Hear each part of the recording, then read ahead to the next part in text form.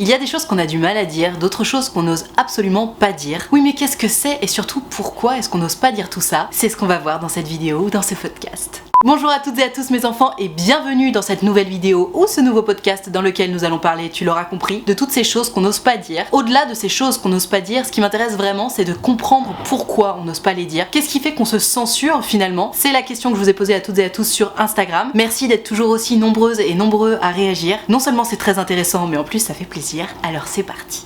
On démarre sur un complexe qui ne devrait tellement mais tellement pas exister. J'en parle d'ailleurs dans ce bouquin, qui est un bouquin que j'ai écrit moi-même, qui s'appelle Parlons Cash. Si ça t'intéresse, le lien est dans la barre de description. J'y parle d'amour, de séduction et aussi donc de sexualité. J'y viens. Gertrude me dit, je n'ai jamais osé dire que j'étais vierge à 24 ans parce que j'ai peur que la personne en face de moi fuit. De même, j'ai peur de le dire à d'autres personnes de peur d'être jugée. À cause de ça, j'ai beaucoup de mal à aller vers des garçons qui me plaisent par peur de me faire rejeter. Hashtag j'avoue. Alors ma Gertrude, comme je le disais il y a à peu près 30 secondes, c'est un complexe qui devrait absolument pas, surtout pas exister et en même temps, comme je te comprends. Il existe une espèce de pression sociale à ce sujet-là qui dit que, en gros, passer X années, oh là là, si t'as pas fait ton premier bisou, c'est grave. Passer X autres années, oh là là, si t'as toujours pas fait ton entrée dans ta vie sexuelle, c'est grave. Alors que, qu'est-ce qu'on s'en fout? Pourquoi est-il ancré dans nos esprits que quelqu'un qui n'a jamais eu d'expérience sexuelle, c'est quelqu'un à fuir? Mais c'est n'importe quoi. Et d'ailleurs, j'ai réfléchi profondément à la question et je vais te donner le fruit de ma réflexion. Il me semble que la raison pour laquelle, parce que c'est vrai, hein, ma Gertrude, effectivement, quand tu vas dire à quelqu'un, bah voilà, moi j'ai pas d'expérience sexuelle et que t'as 24 ans, c'est-à-dire que les gens vont s'imaginer que t'as déjà fait ton entrée dans ta vie sexuelle, c'est vrai, les gens vont avoir une espèce de mouvement de recul, d'appréhension presque. Donc je vais t'expliquer pourquoi, d'après le fruit de ma réflexion. Je pense que, comme tout un chacun, ce qu'on ne connaît pas, ça fait peur. Tu sais, c'est vrai, l'être humain a peur de ce qu'il ne connaît pas. De ce qu'il ne connaît pas ou de ce qu'il ne connaît plus. Parce que, admettons, à 24 ans, tu vas croiser plein de gens d'à peu près ton âge qui, eux, auront fait leur entrée dans leur vie sexuelle il y a plusieurs années déjà, et il est fort probable qu'ils aient déjà complètement oublié comment se comporter avec quelqu'un qui n'a pas d'expérience, et surtout, je pense aussi que c'est une grande responsabilité, en fait, d'accompagner quelqu'un dans son entrée dans sa vie sexuelle. Parce que, notamment dans ces âges-là, beaucoup de personnes ont surtout envie de papillonner, de s'amuser. Or, le fait de te faire découvrir ta sexualité, ça peut potentiellement être rattaché à l'idée de construire une relation sérieuse ou pas. Dans tous les cas, c'est une grande responsabilité. Et je pense que, notamment dans ces âges-là, des personnes qui auraient par exemple surtout envie de papillonner n'ont pas envie d'endosser une telle responsabilité. Et donc, plutôt que de s'intéresser à toi comme si t'étais quelqu'un de normal, ce qui est tout à fait le cas, ils préfèrent se rétracter en se disant ouh là là là là là, ça c'est trop grave pour moi, je n'y vais pas. Donc ma Gertrude, évidemment que je comprends ce complexe. Et pour autant, j'ai pas du tout envie de te dire mais non, mais vas-y, assume-le devant tout le monde, qu'est-ce qu'on s'en fout? Parce qu'en réalité, je trouve que le fait que tu aies ou pas fait ton entrée dans ta vie sexuelle, mais ça ne regarde que toi en réalité. Alors évidemment, si jamais la conversation s'y prête avec un potentiel partenaire ou même avec des amis, tu peux tout à fait en parler. Mais tu sais, se sentir l'obligation de balancer tout ça devant tout le monde pour X ou Y raison à la con du style ah bah on a joué à J'ai jamais, du coup je me suis dit qu'il fallait absolument que je dise la vérité. Enfin non, à aucun moment tu n'es obligé d'étaler ton intimité sur la voie publique. Le fait que tu n'aies pas encore d'expérience sexuelle, ça ne regarde que toi et tu n'as besoin de le dire à personne, sauf, je pense, mais ça pour le coup ça m'est personnel, à ton futur premier partenaire ou à tes futurs premiers partenaires d'ailleurs. Parce que la vérité c'est que à force de se sentir mal de pas avoir d'expérience, à force d'en avoir honte, on en fait donc un énorme complexe, on n'en parle surtout pas. Et donc au moment où ça y est, enfin va nous arriver ce qu'on espère tant, c'est-à-dire s'envoyer en l'air, le fait de pas l'avoir dit à l'autre, ça risque seulement de te mettre des bâtons dans les roues. Parce que regarde, soyons très pratico-pratiques. Ça y est, t'es au lit avec quelqu'un. Évidemment, puisque tu n'as aucune expérience sexuelle, bah tu sais pas forcément quoi faire ni comment le faire. Alors évidemment, instinctivement, tu vas faire 2-3 choses, mais potentiellement tu vas vraiment manquer de confiance en toi parce que justement, tu fais genre t'as déjà fait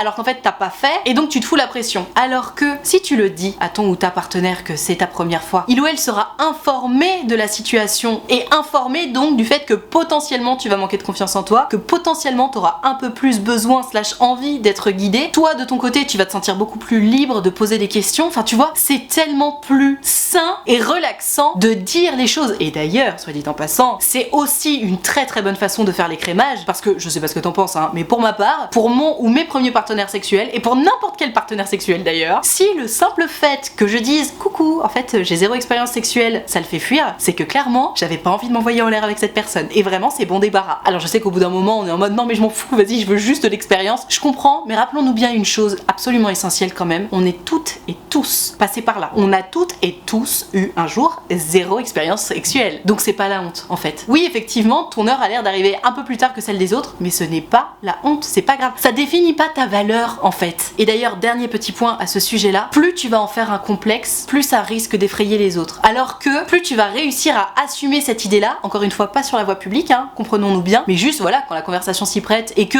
c'est le moment de donner cette information parce que t'en as envie et que tu te sens bien, le fait de l'assumer plutôt que d'en avoir honte, tout à coup c'est beaucoup plus sexy. Donc fous-toi la paix, autorise-toi le fait de ne pas avoir le même rythme que les autres et chill. Quoi qu'il arrive, tu es tel que tu es et c'est à prendre ou à laisser. Et ça compte aussi pour ton expérience sexuelle.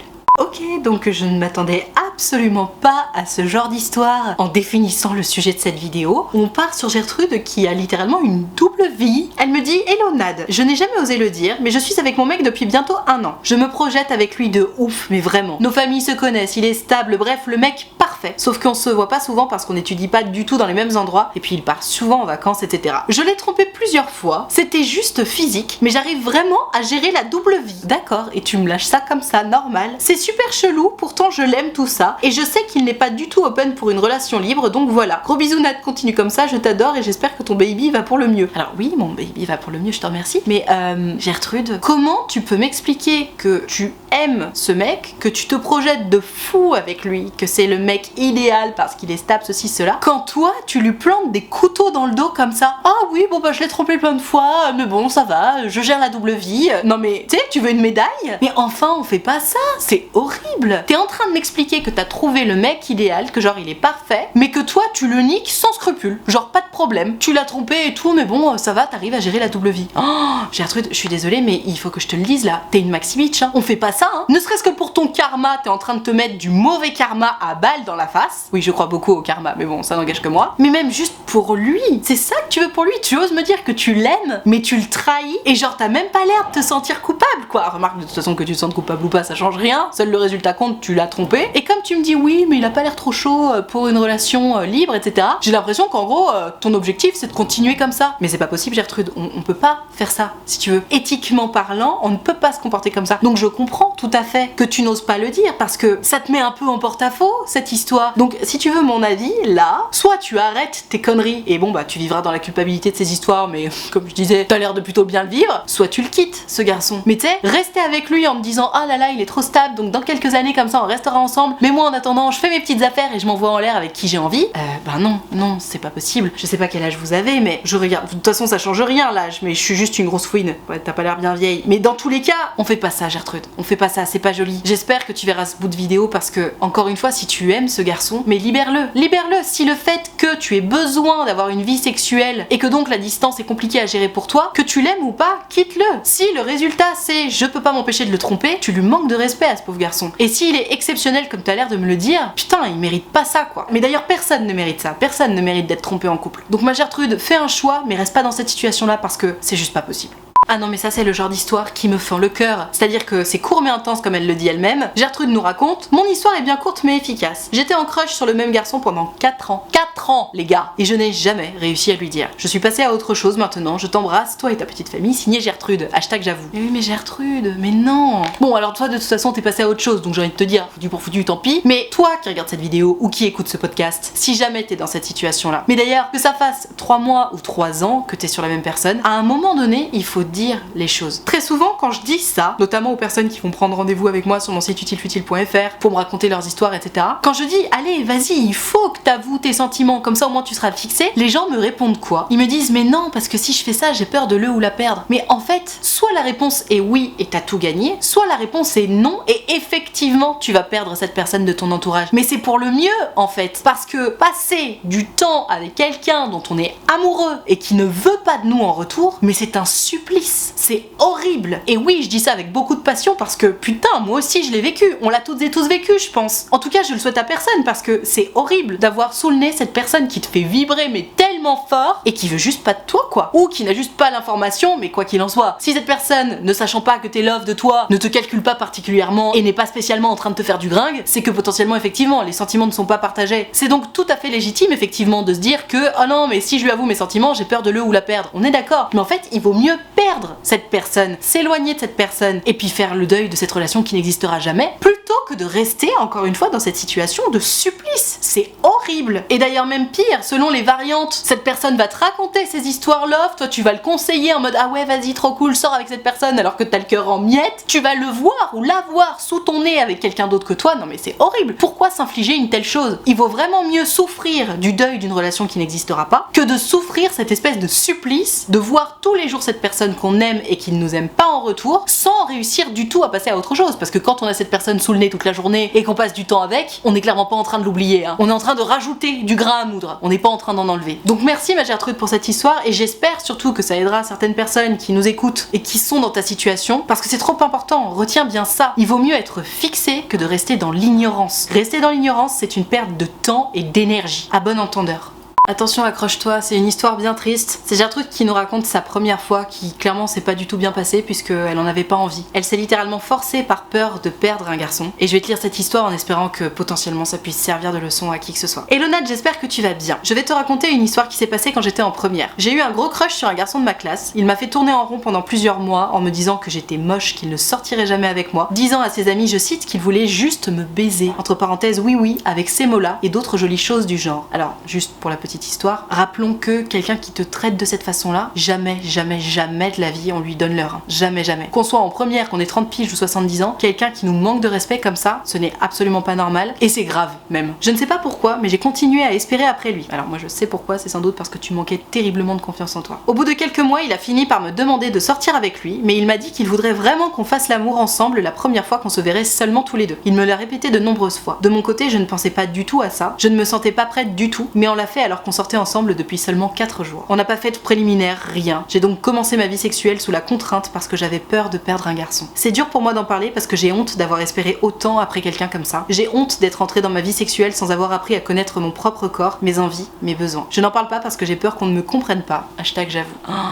C'est tellement triste cette histoire. Et tu vois, je suis vraiment désolée pour toi que t'aies honte, parce que honnêtement, mais c'est pas de la honte que tu devrais ressentir, c'est de la colère, peut-être de la douleur. Mais tu vois, si tu me dis que tu as honte, c'est la preuve que tu t'imagines que c'est ta faute, en gros. Enfin, je sais pas, peut-être que dans ta tête, il se passe quelque chose du style ah ben je l'ai bien cherché, c'est normal que ça me soit arrivé. Mais non, Gertrude, mais tellement pas. Ce qui s'est passé, c'est que y a un garçon qui te plaisait quand t'étais en première, et en première, on le sait, on est jeune, on n'a pas d'expérience, on manque de confiance en soi parce qu'on est en plein milieu de l'adolescence. Et il y a ce garçon qui t'a plu, il t'a manqué de respect. Et comme tu connaissais pas du tout ta valeur à l'époque, ce qui arrive à nombre de lycéens et d'autres personnes bien plus âgées que des lycéens, tu t'es laissé faire et t'as continué d'idéaliser ce garçon qui te manquait de respect. Et une fois que t'as enfin eu l'honneur, entre guillemets, de son attention et qu'enfin il s'est mis en couple avec toi, bah ouais, t'avais surtout pas envie de le perdre. Et donc t'as fait ce qu'il voulait. T'as fait ce qu'il voulait sous la contrainte, comme tu dis. Je sais pas si on peut carrément parler d'un viol dans cette situation-là, dans le sens où tu l'as fait consciemment, mais en même temps tu t'es senti forcé. Je sais pas. Dans tous les cas, ça me paraît bien grave, honnêtement. Et je pense que c'est une histoire qui n'est surtout pas à prendre à la légère et dont tu ne devrais vraiment pas avoir honte. Tu t'es senti forcé à faire l'amour avec quelqu'un, donc ton consentement il était pas là en fait. T'avais peur de le perdre. T'as fait l'amour avec ce garçon parce que tu avais peur de le perdre. Ce sont tes mots, tu l'as fait sous la contrainte. Honnêtement, moi je trouve ça très grave. Je trouve ça très grave et je pense sincèrement que tu n'as surtout pas à avoir honte de ça. De toute façon, ça fait partie de ton histoire et je suis vraiment désolée que t'aies eu à vivre avec ça, mais surtout, je suis encore plus désolée qu'aujourd'hui tu aies honte de ça parce qu'encore une fois, tu es victime. Tu as été victime déjà de manque de respect de la part de ce garçon et d'agression sexuelle. Du coup, je sais pas comment on peut appeler ça autrement en fait. Tu t'es senti agressé sexuellement, c'est donc sans doute une agression sexuelle. Je suis pas très forte pour mettre des mots sur ce genre de choses, mais à mon sens, ça colle plutôt bien, ouais. Donc je t'en prie, n'aie pas honte, pardonne-toi. C'est lui qui devrait avoir honte et de t'avoir manqué de respect de cette façon-là et de t'avoir agressé sexuellement, de t'avoir mis la pression à ce point. C'est horrible et d'ailleurs à n'importe qui nous écouterait, ce genre de situation n'est pas normal. Idéaliser quelqu'un qui nous manque de respect de toute façon, ce n'est pas normal, ce n'est pas sain. Et pire, répondre aux exigences de quelqu'un qui te fait miroiter que en gros, si tu réponds pas à ses exigences, il ou elle va te larguer ou te laisser tout seul ou quoi que ce soit, ce n'est pas normal non plus. Et le bon comportement à avoir dans ce moment-là, c'est, même si ça nous fait chier, etc.,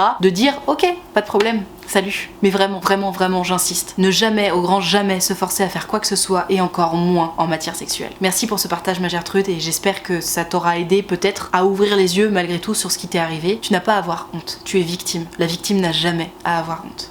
Ah my god, le malaise. J'ai jamais osé le dire, mais une nuit, j'ai fait un rêve où je faisais l'amour avec mon père. Ça m'a complètement traumatisée. Je ne sais pas ce que ce genre de rêve signifie, mais j'étais vraiment retournée quand je me suis réveillée. #j'avoue. Alors, ma Gertrude, si ça peut te rassurer, c'est tout à fait normal de faire ce genre de rêve. J'espère que grand nombre de gens qui nous écoutent et qui vivraient ou auraient vécu la même chose que toi ouvrent grand leurs oreilles. Il est tout à fait normal de faire ce genre de rêve. Mais c'est la grande théorie de Freud, d'ailleurs, les rêves, etc. Ça ne veut évidemment pas dire que tu rêves d'un inceste, mais dans tous les cas, sache que ça arrive à énormément de gens, voire tout le monde, hein. Et en fait, c'est juste ton cerveau qui décompresse et qui te met des idées complètement farfelues dans la tête, tu vois. Alors j'allais dire, n'aie surtout pas honte, on s'en fout. Évidemment, n'aie pas honte, on s'en fout, c'est pas grave, déjà c'est juste un rêve, et puis surtout, tout le monde fait des rêves comme ça. Maintenant, pareil, te sens pas non plus obligé d'aller raconter ça sur la place publique si t'es déjà pas très à l'aise avec cette idée-là. Mais dans tous les cas, intéresse-toi à ça. Je t'aurais bien recherché le nom de la théorie, mais alors attends, je tape Freud, rêve sexuel, parce que je crois que c'est un délire comme ça. Freud, le sexe et la censure. Enfin bref, je te laisse faire tes petites recherches à ce sujet-là si ça t'intéresse, mais sache que beaucoup de gens sont confrontés à ce genre de rêve ultra bizarre et malaisant, et n'aie pas honte, ma Gertrude. Encore une fois, te sens pas obligé de le raconter à qui veut l'entendre. C'est tes rêves, ton intimité, ça regarde que toi, mais sache que tu n'es pas bizarre. Tu es tout à fait normal, et ça arrive à beaucoup de gens.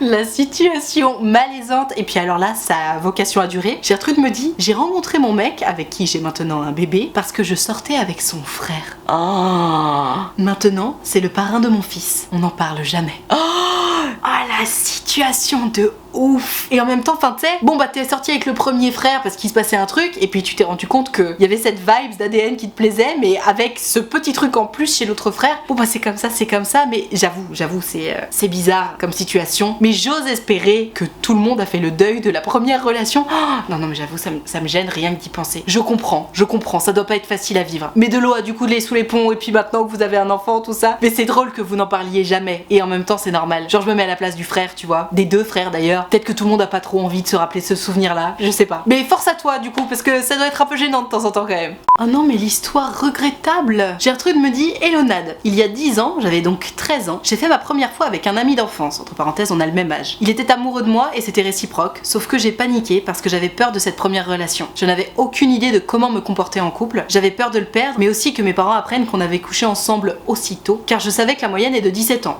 Je sais pas si la moyenne est de 17 ans, mais enfin bref, on s'en fout de toute façon de la moyenne. Je ne lui racontais pas tout, mais je suis assez proche de ma mère. J'ai donc auto-sabordé cette relation en le ghostant. On s'est revus quelques fois après, nos parents sont de vieux amis, mais c'était gênant pour lui comme pour moi. Je n'ai jamais osé m'excuser alors que j'en brûlais d'envie, et le regret de ne pas l'avoir fait me hante encore aujourd'hui assez fortement. Entre parenthèses, on a perdu contact désormais. Depuis, j'essaie de placer l'honnêteté et la communication au sein de toutes mes relations, amicales comme amoureuses, #j'avoue. Mais ma Gertrude, quand je lis cette histoire, honnêtement je comprends tout à fait qu'à 13 ans t'es paniqué, que t'aies eu peur du regard des autres, notamment celui de tes parents, du jugement, etc. Mais tu sais, je me dis, si 10 ans plus tard cette histoire te hante encore, mais qu'est-ce qui t'empêche, justement dans notre ère hyper connectée, d'envoyer un message à ce garçon et de lui dire « Hello, c'est moi, je suis désolée de te contacter depuis le temps, je voulais juste te dire que, il y a 10 ans, il s'est passé ça dans ma tête et dans mon cœur, j'ai eu peur, j'ai jamais eu le cran de t'expliquer les choses, aujourd'hui je suis grande et je te le dis, je te demande pardon, j'étais très amoureuse de toi. » Enfin tu vois, juste lui dire la vérité en fait. Si ça te hante, pourquoi ne pas cracher le morceau? Il va évidemment pas t'envoyer bouler, tu vois. Et d'ailleurs, si cette histoire te touche toujours autant, peut-être que lui aussi il l'a gardé dans un coin de sa tête. Et qu'il l'ait gardé ou pas dans un coin de sa tête, dans tous les cas, tu sais, recevoir un message d'excuse rempli d'amour du coup, et qui te permet de comprendre quelque chose qui s'est passé 10 ans plus tôt, bah je pense que honnêtement c'est toujours le bienvenu. Je serais très surprise qu'il t'envoie un message en mode oui bah va te faire voir maintenant, c'est bon, ça suffit, tu vois. Si tu lui envoies un message d'explication et de pardon et de regret, je pense que